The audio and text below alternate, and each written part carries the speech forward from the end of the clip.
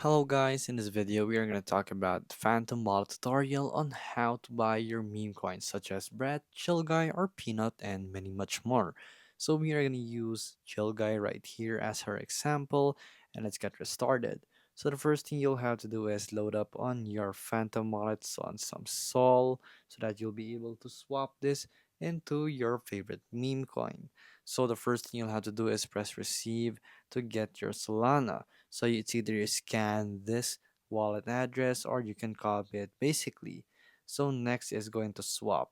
So let's go ahead and go to deck screener and find Chill Guy. Search Chill Guy or your Bread or your Peanut or any meme coin that you like.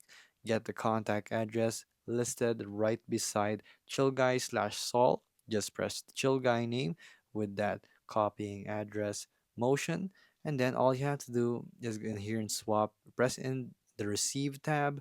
You will have to select Chill Guy, and then you will have to swap your Solana amount of choice for some Chill Guy, and then you will have to press next right here, but as it says insufficient funds because I don't have sufficient funds for swapping it to Chill Guy from Sol. So it's just that simple.